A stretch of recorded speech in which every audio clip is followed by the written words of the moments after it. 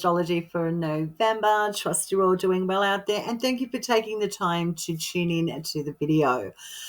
I'm a Hellenistic Western tropical astrologer. Mars and Pluto are the planetary rulers of the zodiac sign of Scorpio. You are a yin water fixed rising sign. This month, the big news, my key standouts astrologically, Saturn stationing direct in Pisces, Pluto's ingressing back into the zodiac of Aquarius for a 20-year stay, and we're having the best lunation of 2024 with the exalted full moon in the zodiac sign of Taurus. It's a dynamic month. Let's get into it. Scorpio rising. The slow planetary transits for the month of November. Let's have a look at what these guys are doing. These are like the key protagonists, really working their magic in particular houses for you. On the 15th of November, Saturn's going to be stationing direct in your fifth house of joy and pleasure. If it's felt like you haven't had any romance, you haven't been able to really enjoy your creative pursuits and have some fun, from the 15th moving forward, you can expect the load to lighten up. All the seriousness will slowly disappear, and you can get back into enjoying romance, dating, connecting with your children, and having a deeper sense of your creative side now actually taking shape and form. On the 19th, Pluto, your other ruling planet other than Mars, is going to be ingressing into Aquarius, your fourth place, for a 20-year stay.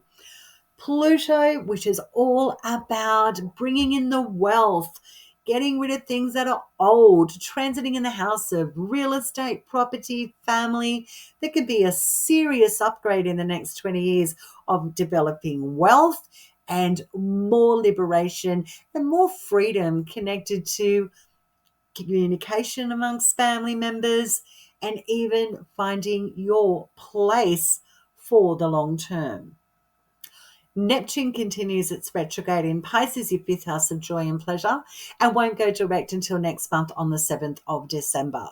Neptune's giving you an opportunity to really identify what you love, what's your vision connected to romance and dating and your creative pursuits. What it is about children that you really love. Do you have children? Do you need to reconnect with them? Do things need to change in regards to looking at new investment opportunities? Great way to utilize this transit in identifying what works and what doesn't in regards to your sense of joy and pleasure for the long-term future. Uranus continues its retrograde in Taurus, your seventh place of endings, relationships and contracts. Uranus will station to go direct on the 30th of January 2025. Here's an opportunity for you to sift through the wheat and the chaff. What's working with your relationships, your agreements, your contracts? What do you need to end? And what do you need to let go of to create a sense of serenity for yourself, connected when you chill out at the end of the day? Jupiter continues its retrograde in Gemini, its detriment sign, your eighth place of shared resources and assets, and won't station to go direct until the 4th of February. So if you're feeling the financial pinch or feeling like it's taking a long time for your assets and your wealth to come to fruition, this is the transit where it may be a little frustrating for you. But Jupiter can only bring abundance. So patience is the key word here on waiting for partnerships or your assets to come to maturity. You may be getting a lot of attention and you may not understand why. And that could be quite surprising, Scorpio rising, because the sun is shining its beautiful rays of light on you. You could be scouted out, you could be sought out by people when the sun is shining its bright light on you, Scorpio rising. This is where you could come off looking your shiny best and people are really attracted to you and seeking you out when the sun is transiting here till the 21st of November. On the 4th of November, the Sun is going to trine Saturn retrograde in Pisces, your fifth house of joy and pleasure. This could see you reconnecting with people, places, and faces that you may have had distance from for some time. And this looks like the day where it's all about the fun.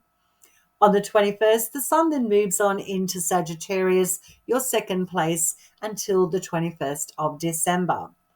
You've got a 4-week window to concentrate on building your valuables and your money. This is a fantastic opportunity for attracting in the right people that can support you financially. On the 27th of the month, the Sun in Sagittarius is trining your ruling planet Mars in your house of professional ambitions. This is the day where you may be seen as someone that can be very helpful in a professional endeavor or environment. Enjoy the 27th of November. The moon cycles for the month of November. On the 1st of November, straight out of the gate, we're having a new moon in your first place of your identity, yourself, your sense of who you are, and it's even how people see you. So for you, you're changing. There's something brewing beneath the surface on this day that's going to be quite surprising to people come the 15th of November. This day is when there can be a big reveal about how you stand out from a crowd.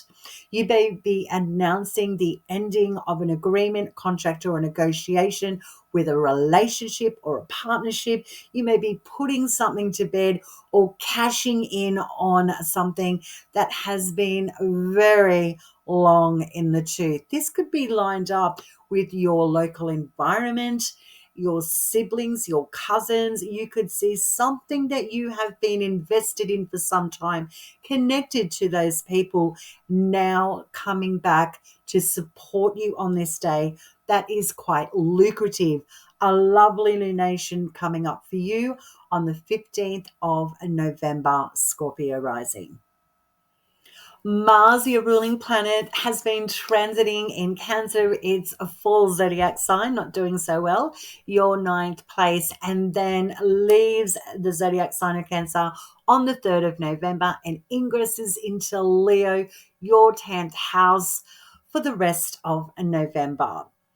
Mars in the 10th place, you are seriously going towards your life's ambitions and goals. This is about networking with movers and shakers that can take you places professionally and maybe really standing out from the crowd with Mars in Leo, that abundant, fiery, passionate zodiac sign that is all about standing out from others and really drawing in a lot of attention. Not a bad transit at all coming up for you, Scorpio Rising, with your ruling planet shining brightly in Leo, your 10th house, for the whole month of November. Mars will retrograde in Leo on the 6th of December next month, where there may be an adjustment period. But for now, the astrological advice is do not stand back, put yourself out there in the public. You will be received oh so well. Mercury, our planet of movement, speed, money, communication, and travel, has been transiting in your first house, Scorpio Rising, and is ending its transit in your first place and ingressing into Sagittarius, your second house of wealth, assets, and resources, for the rest of November. Mercury in your second place, all banged up in Sagittarius, not the most happiest place for Mercury to be transiting in, but at least you can uncover any financial mysteries when Mercury's in your second place, being Sagittarius. Sagittarius, the zodiac sign in of itself, is all about traveling and learning and education. So trying to identify, do you have the resources to educate yourself? Are there assets you might need to let go of to pay for a trip, for example? These are things you could be navigating with Mercury in your second place, not doing so well in Sagittarius. On the 18th, Mercury stands off with the benefic Jupiter in your 8th place of partnerships and shared resources and your wealth place. So Mercury not doing so well in Sagittarius, trying to find the finances and the balance to do what you want to do regarding education or travel, is having a problem with Jupiter, which is getting support with other people to help you see a goal come to fruition with travel or educational pursuits. On the 25th, Mercury then stations to go into a retrograde. So Mercury's backtracking for you now, Scorpio rising, and helping you iron out any differences or nuances connected to what you want to achieve. Mercury will then station direct next month on the 15th of December. Scorpio rising, Venus is transiting in your house of wealth and money and resources until the 11th of November. You could see a serious surge of influx with money and support from relationships and contracts that are connected to you. Not bad at all, Scorpio rising. On the 3rd of November, Venus stands off with Jupiter, the two benefics in your 8th place of shared resources and assets. This could be the day where you're seriously considering anchoring into a long-term contract, or could see a snag in regards to trying to cash in on an investment.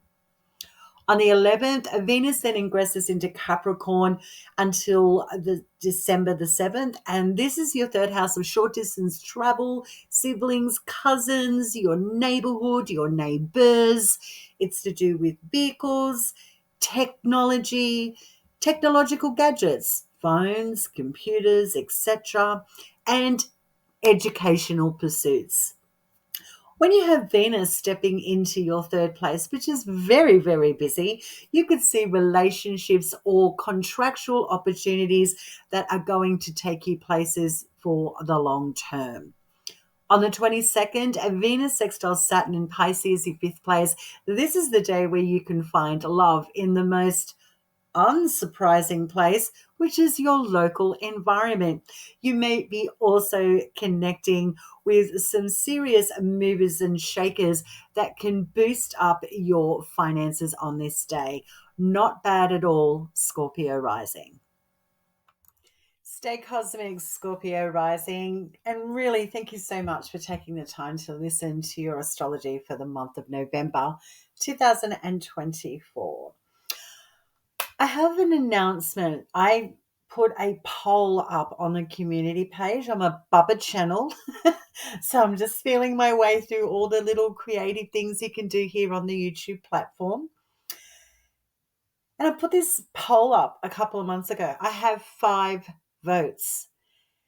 So if astrology is as a practice that you really are interested in, it's a subject that ticks your boxes, I have a poll that has 3 subjects astrologically that you can vote on, that I would be more than happy to spend my time on preparing a video about that subject that gets the most votes. I'm not particularly good at asking for things. That may be my Mars Saturn conjunction in my 3rd house of communication. But if I don't ask my audience what they want and ask them to help me understand what they're interested in astrologically and what they would like to hear from this channel, I feel like I'm not connecting with my community. And that's why I'm actually here, is to connect with you guys. Speaking about astrology, a subject I really do love. I've developed my skills and my understanding of astrology in a very well-rounded way over many, many years. And I am quite happy to keep talking about my favorite subject and do these monthlies for everybody that's interested in their astrology. So yeah, I thought I'd just put it out there and be really transparent. I'm going to need some help, guys, in understanding what you want. And I would really like this community to grow. And it is. And it is. I have nearly 500 subscribers. I am having my first year anniversary of the Cosmic Girl 101 YouTube channel coming up on the 5th of November this month. I'm quite proud of that. Nearly 500 subscribers and plenty of likes and shares. That means a lot to me because this platform has given me an avenue to talk about my favorite topic, and I can do so in my own particular style and way. And I trust that you get value from what I am talking about with astrology, and really do enjoy my style of astrology as well. So that was a long-winded way to really pitch to you guys, hey, help me out by voting on the community tab page on my YouTube channel and vote, for Christ's sake. Okay, so, and also, because I am having my first year anniversary, put in the comment section below. Please don't be shy in expressing how you're experiencing transits, what's going on for you. If you're happy to share, you'd be more than warmly welcomed here with your authenticity. I would like some comments and feedback. Again, I'm asking you, so don't feel shy in responding. How would I best serve my audience on my first year birthday? Should I have a competition for a free reading? What do you think I should offer my audience regarding celebrating and giving back? I'd love some feedback there as well.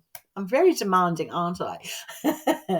Okay, Scorpio Rising. Thanks for tuning in again. Have yourself a fabulous November, and we'll connect next time.